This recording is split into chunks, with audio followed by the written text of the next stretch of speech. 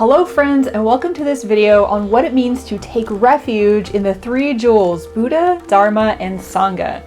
And I'm super pleased to have my friend and colleague Lopan Yudron Wangmo back again to explain this super important gateway into Buddhist practice. Also, you're invited to a very special opportunity. Lopan Yudron Wangmo is going to offer a refuge ceremony live online to whoever wants it. So if you're interested, go ahead and find the link to register for that in the notes below. We're going to see who wants to come, see what time works for everybody, and then schedule something.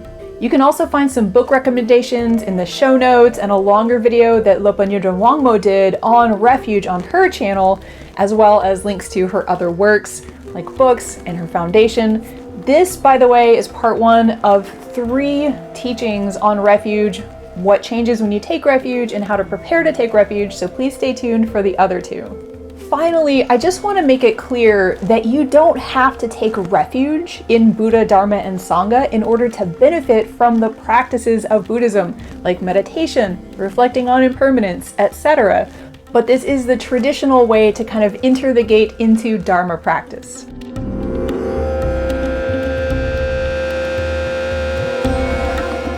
Thank you so much, Lopan La, for joining me again to talk about refuge. This is such an important part of the Buddhist path, really, and I'm delighted to have not only someone who can talk about it, but someone who can actually offer refuge if people are interested. So thank you so much for this conversation today. Oh, I'm so happy to be here again. This is great. It's one of my favorite topics. Mine too. So when I actually was interested in taking refuge, I started out in the Theravadan tradition, and I had been getting into Buddhism. I was in college. I was very enthusiastic. And I asked my teacher in the Thai tradition, Ajahn Ken at Wat Buddhawas, wonderful, wonderful place, wonderful being. I asked him, how do I become a Buddhist? And he said, why do you need to be a Buddhist? And it really made me think, and I think it was a great answer for me at that time coming out of Christianity. So I think I want to ask the question to you now, what is refuge and why is it important? Well, you don't need to be a Buddhist. That's first and foremost. This is something key. So that's a complicated question of, refuge technically means you're going... You're seeking refuge in English, right? You're seeking refuge from something. So what are we seeking refuge from? And this is this idea of suffering, pain, and so forth that comes forth, duknal in Tibetan, dukkha in Pali, that addresses the unsatisfactoriness of life. And the main point here is about impermanence and changeability phenomena all the time.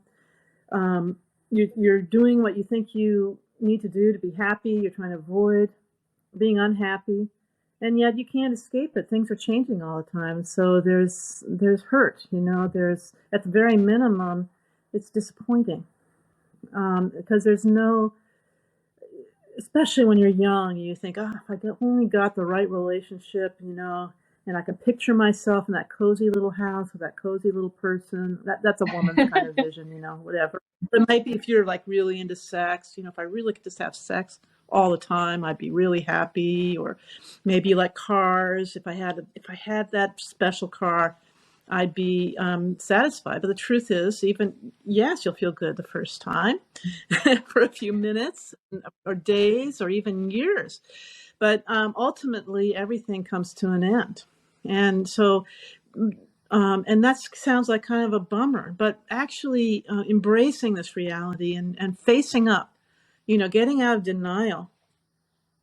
You could see this even in the COVID pandemic, right? How many people you'll encounter in the media and so forth all along have been in denial that, we're in a pandemic and that hundreds of thousands of people have died. They can't. Maybe they're really secretly sensitive, or maybe they're totally on the other extreme, very insensitive.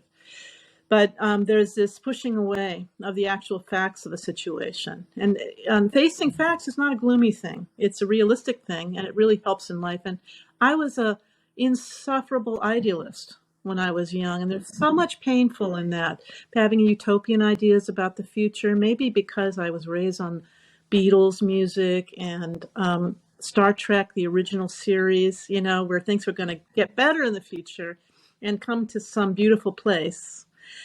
I didn't, it was really harsh when somebody said to me, I was in some Buddhist study group, I must have gotten that far, like, the situation is completely hopeless. That Chogyam Trungpa Rinpoche said that in some talk. So it's ultimately, it is hard. It's never going to be what you think it's going to be. And ultimately, we're all going to pass away from this life, right?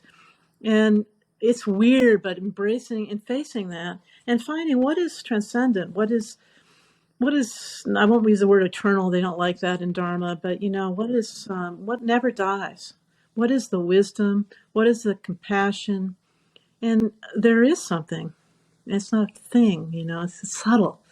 They're taught by the Buddha. This is the Buddhist way, is we find the what is beyond, what is beyond this samsara, cyclic existence, going around again and again through unsatisfactory lives.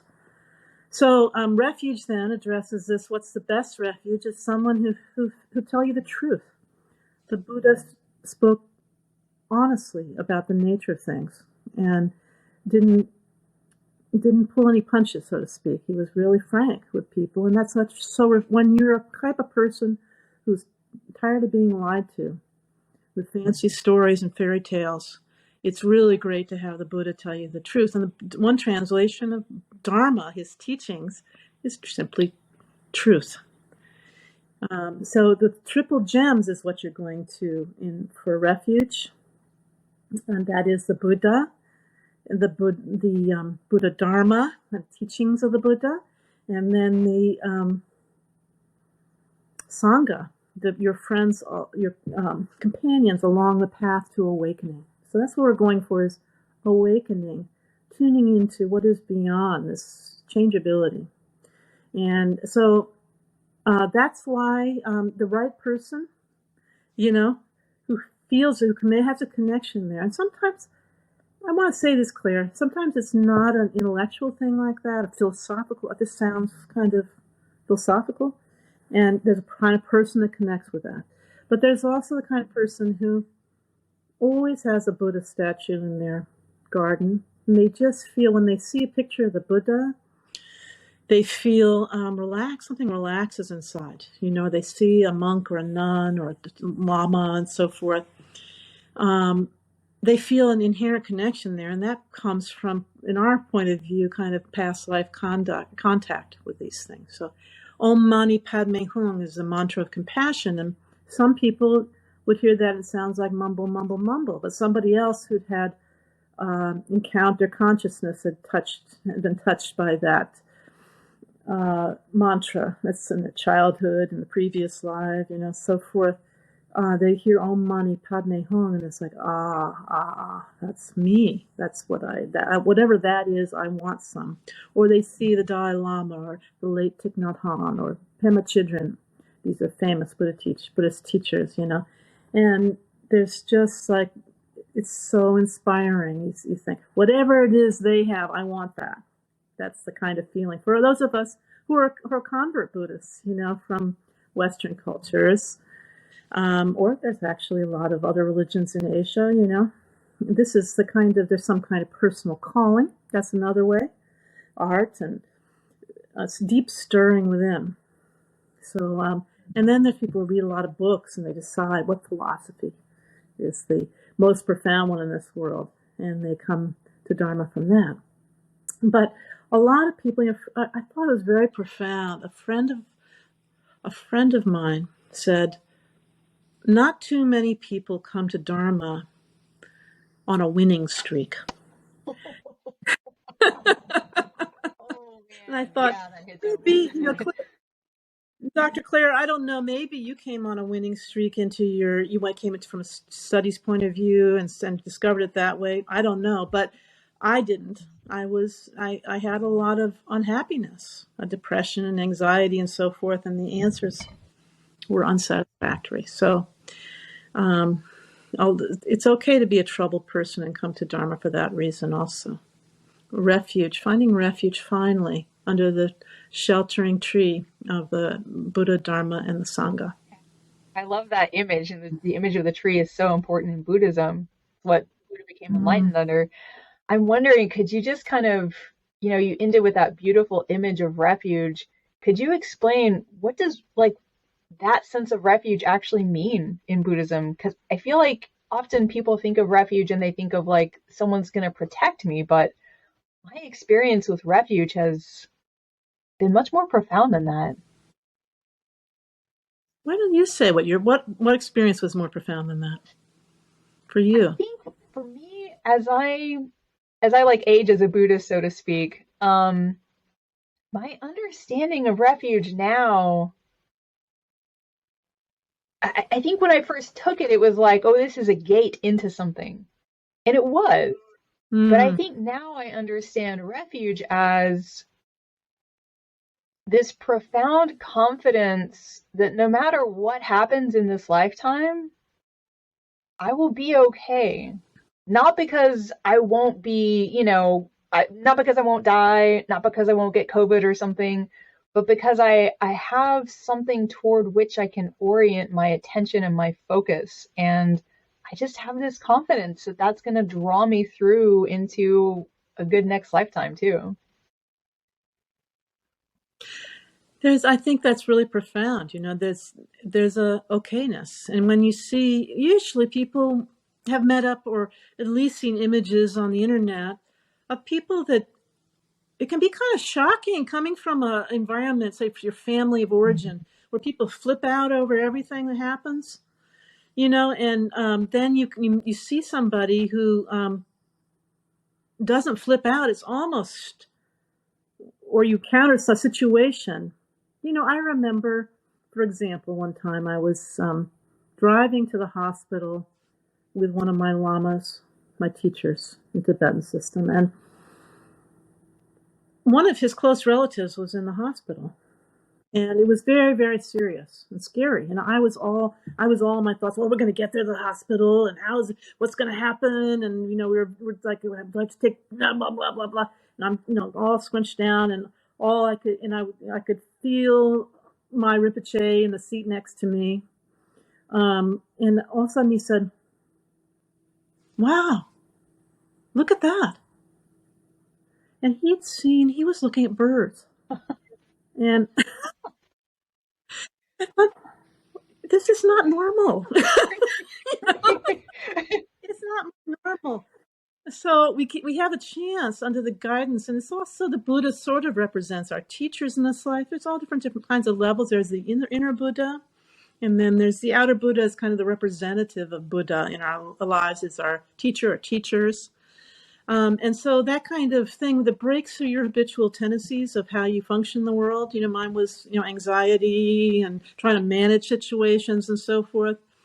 That he's got to, replace the operating system of his computer with something completely different, that involves space somehow.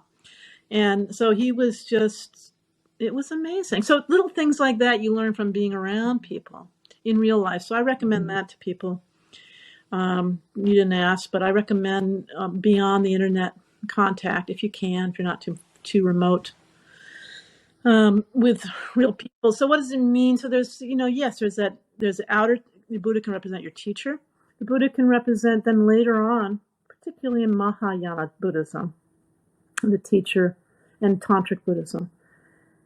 You're taking refuge in your own Buddha nature. I think you've discussed that elsewhere with people. Your own latent, awakened, fundamental nature, which is beyond all this cogitation, all this emotionality, this always even, spacious, pure.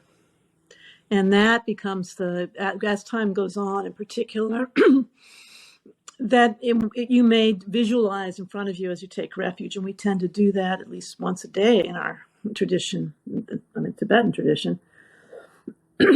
We are touching base. We're aware that this is a reflection.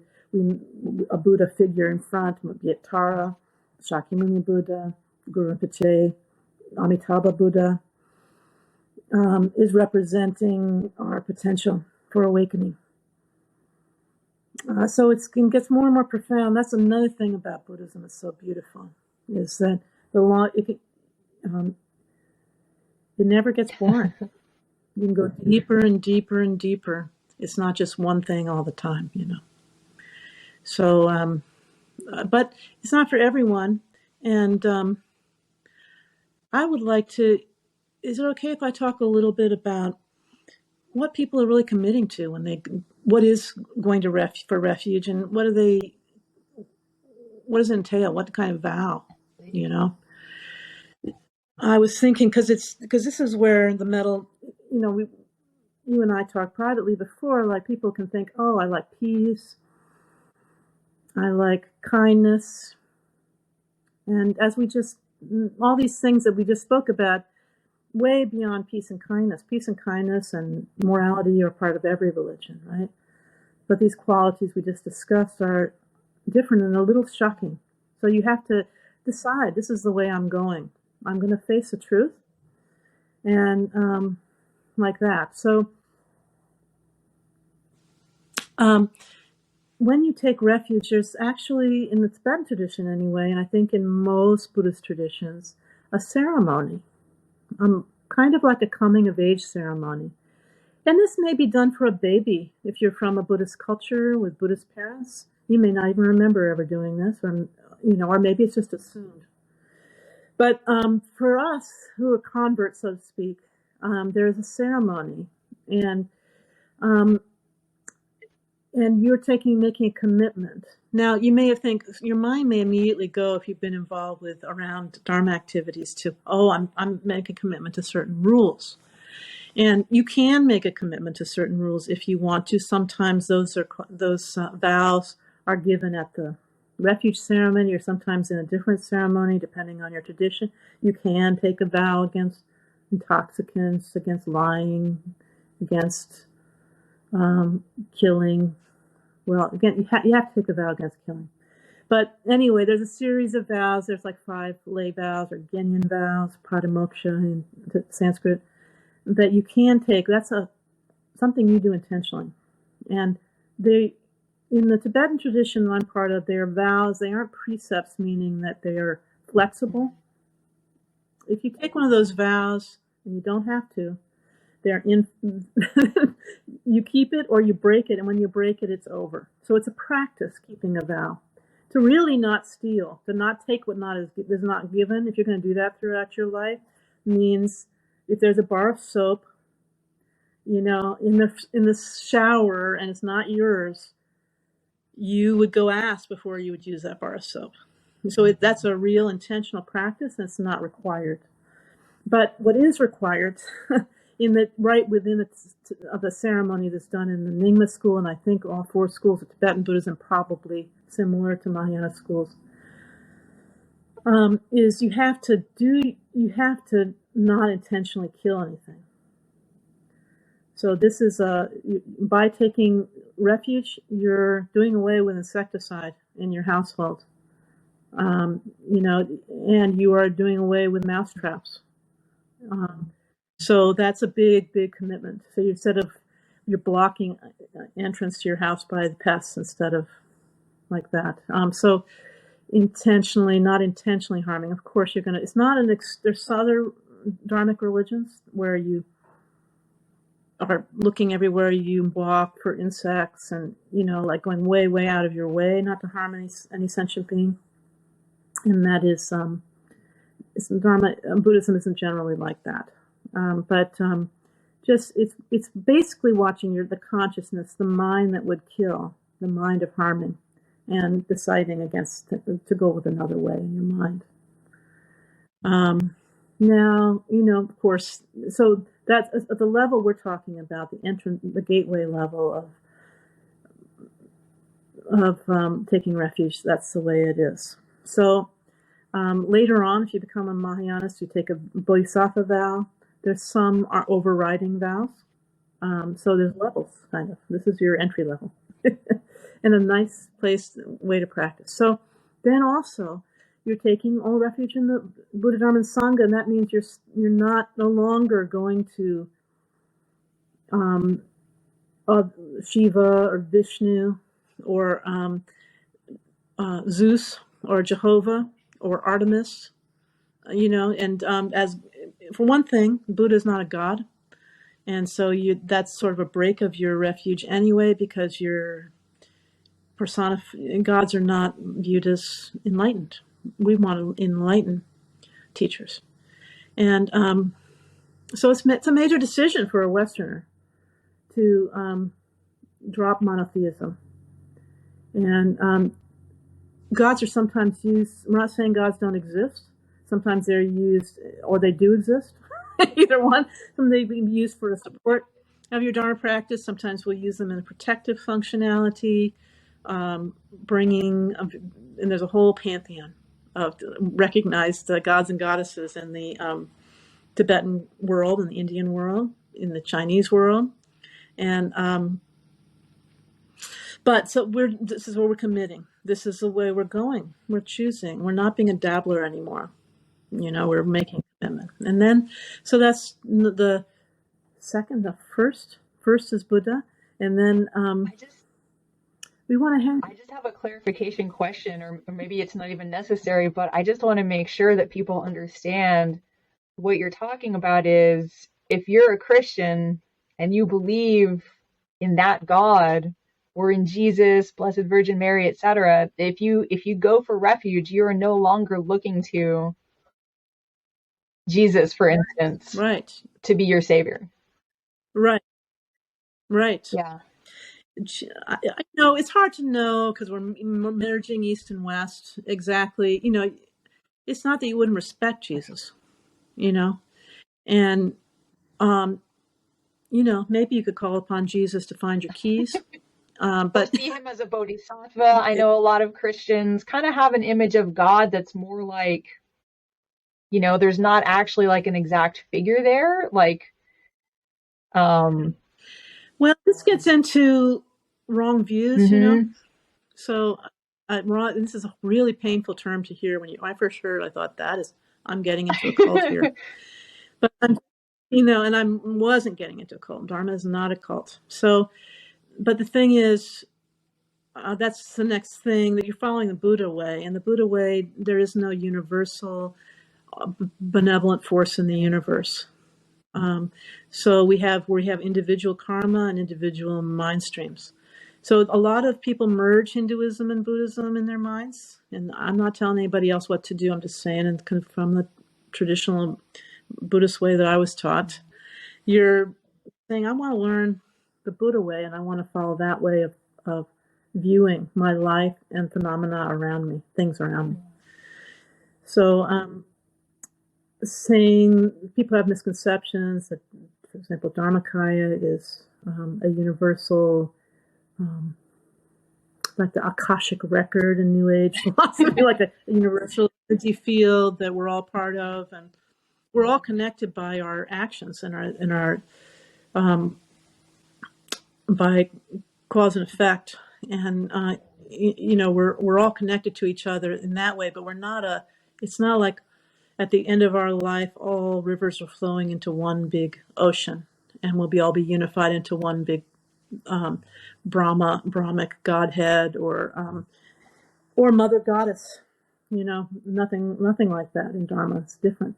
So we can't go into all that in Buddhist philosophy at this point. You'd know that better than I would, but in terms of the subtleties of it. But it's something that's what's beautiful. Again, you learn over time. You decide this is the way I want to go, and you pursue, and you learn more and more. How is this?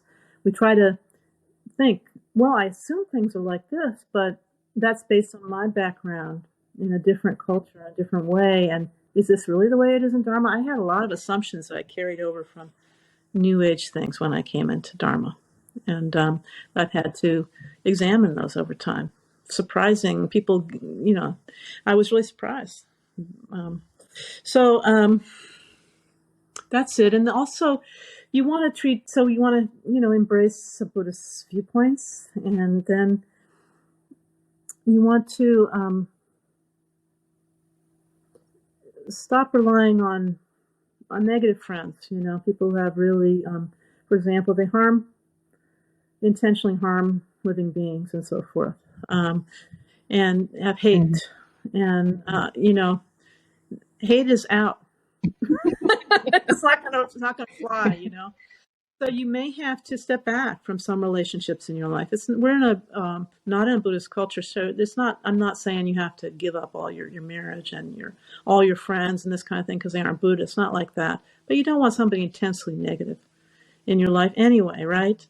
So it may be you have to create some distance there. So that's another part of the vows, is not, because you don't want to be, especially in the beginning, you don't want to be led astray by negative people, right?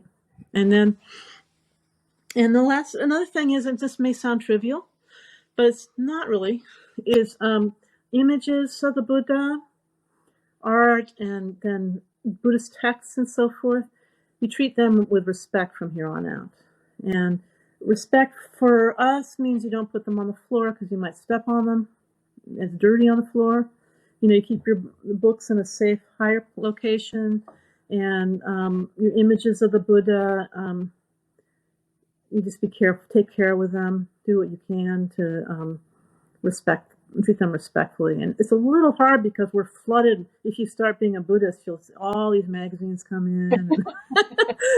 So many images, and people the past had no access to, this hundreds and hundreds of images of Buddha and teachers and all that. But think about it, and think about it in social media also. There's a lot of people don't know exactly, what to put on social media and how to treat it respectfully and so forth.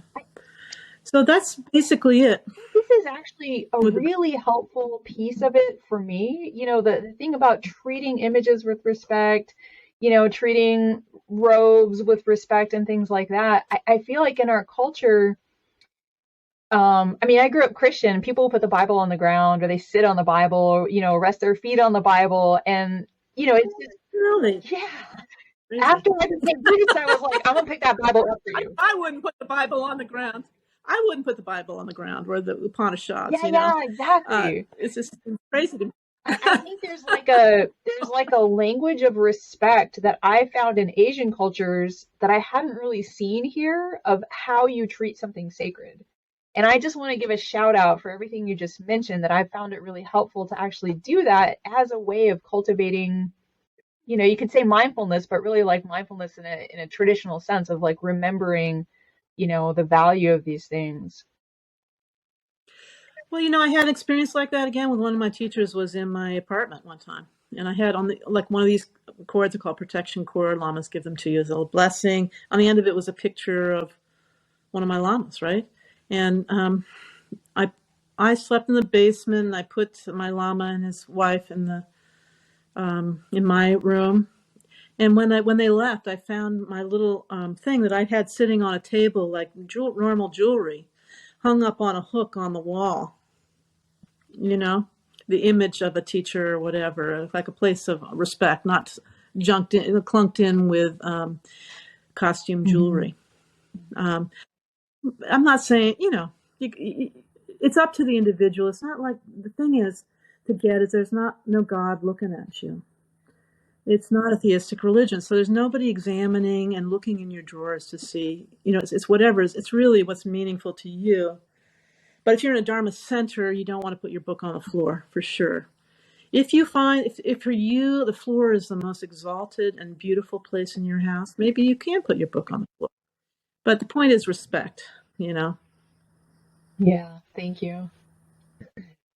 And just to clarify, so it's really, I think part of what I was hearing in your previous discussion was ways of respecting the Buddha, not taking other gods as your refuge, ways of respecting the Dharma, not taking other belief systems as your refuge. And then when you're talking about, not having intensely negative friends as sort of like a way of respecting the Sangha. Am I correct in hearing that in what you said? well, yes. And why respect? The Buddha doesn't care if you respect him or not, if you throw his image on the floor or you say, F you, Buddha. There's no guy there. who's judging. And this is something I think that our teacher is not judging us, psychically venturing into our bedroom and saying, oh, no, no, no. It's on you. I think, in a lot of traditions at the beginning, they put everything out there as like they're out there. The Buddhas are out there. Amitabha's in his Pure Land in the Western Paradise. And there is a tradition of that. It's beautiful. But in general Mahayana Buddhism, I think, and definitely in Vajrayana Buddhism, it's symbolic of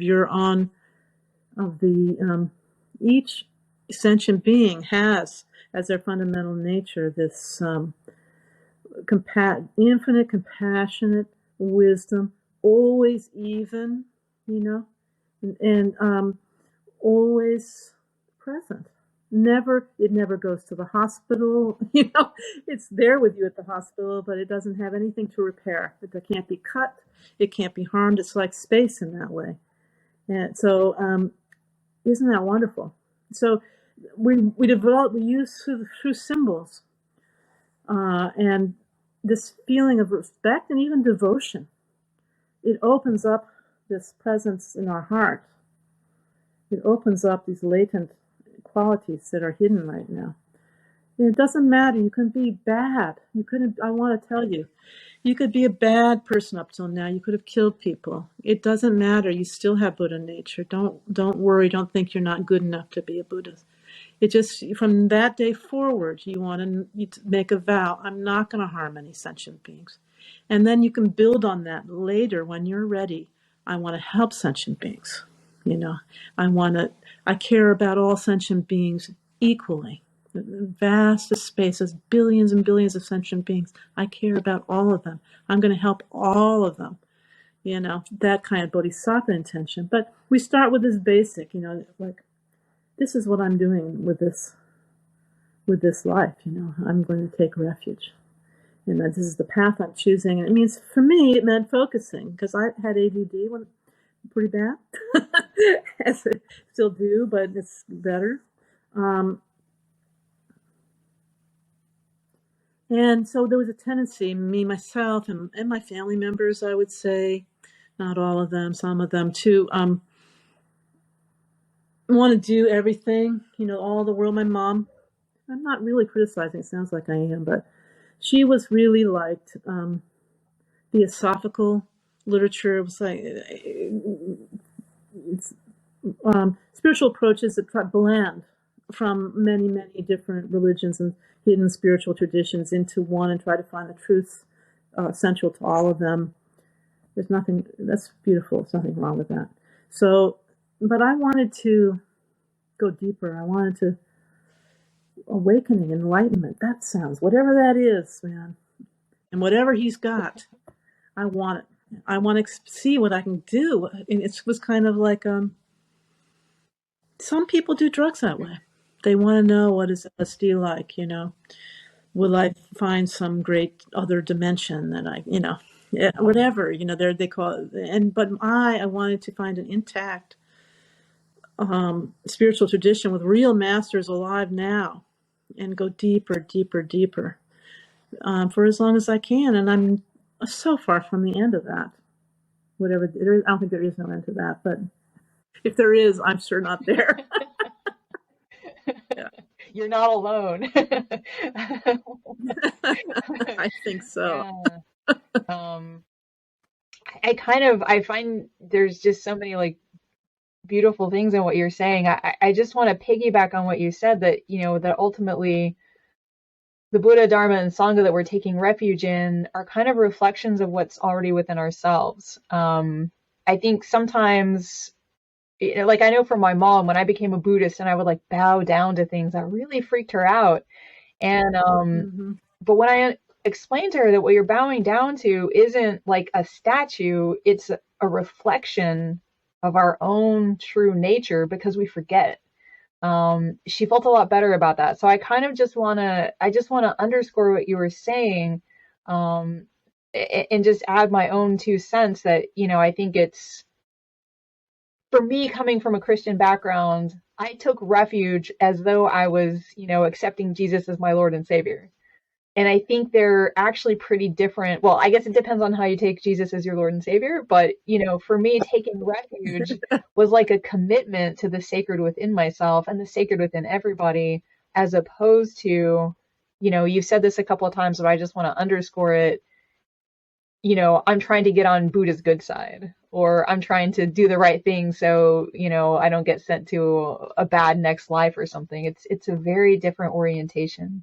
In that respect, and the bowing or prostration is actually, I think, really helpful. You're touching on something here. You're touching on 2 points that come out of that. One is Asian society, where people may take refuge, and they warn you against this in the Buddhist teachings, take refuge as, a way to get a better rebirth, that kind of thing. But that's just a rebirth in cyclic existence. That's not any kind of transcendent phenomena there at all. So they'd warn you against that in the standard talk. But if for Westerners, there's also what I touched upon is maybe a sense of low self-esteem or being inherently dirty or impure, and needing Buddhism to sort of wash you clean or something like that. I don't know, and that is uniquely. Some Western cultures have this. And maybe it's spreading around the world, be it with the internet. This low self-esteem idea, not being polluted and so forth. Now, we do have, in order to, we need to find our inherent purity somehow, and there are confession and purification ceremonies, probably in every Buddhist tradition. For certainly in all the Mahayana traditions. So I'm not saying we never done anything wrong and we can't do any wrong, or, I think you get that. It's not like that, but this inherent sense of lackingness, not being good enough is not there in Buddhism. And so we have unique challenges, and people who work with Westerners are trying to detect that. And it's so ingrained and we may not even know we have it. And this is where working with a teacher or teachers is helpful, because they can help you. They may, or if they can pick up on it, which they will eventually if you hang out with them enough, and that's just where hanging out in person is good, ideally. They can see that in you, it's such a habit that you don't even know you have it. It's so invisible, self-invisible. So when you get a teacher, and I'm not talking about a grand guru necessarily, where you're really going all in on it, but when you're just relating to normal Dharma teachers at any Dharma center, they may pick up on something like that. It's important not to be defensive. We have a habit of being defensive and covering and stuff. And so let's open ourselves a little bit and listen. Oh, that I haven't heard that about myself before. Now I'm going to reflect on that and not just automatically come back with something that is like, oh, no, it's not like that, because that's what teachers are for, really. You can read books, and people say, oh, I can learn all from reading books or watching videos. And that's really, really good to read books and watch videos, but then you're closed off. You're not opening yourself to having a trusting relationship with a spiritual friend who can say, honestly, your mind, I'm seeing here that you really haven't accepted impermanence, for example, I'm sorry for what your loss, but there's something more here where fundamentally either there's really you really think that things are permanent, or that suffering is not inherent in life, So, yeah, you haven't turned your mind to the Dharma. So slowly, after we become Buddhists or before, we're turning our minds to really believing in permanence, getting it, and really believing in the suffering and cyclic existence, perhaps in karma, and so forth. So, in that word is renunciation, It's just not, maybe not the perfect word in English, but it means not caring so much about all this day to day up and down and all the thoughts in our head and the drama in our lives and all that stuff. Beginning to care about what's gonna go on after I'm dead. Embarking on this project to create a beautiful mind stream at the very minimum. Very beautiful mind, pure, clean, clear, open, and that thread will continue. And so that big project supersedes all the little disasters in our lives. And it doesn't. So then if you die tomorrow, you can make that intention as you're going out. Wait a minute, think about Buddha, think about your teachers and so forth, and that will go on.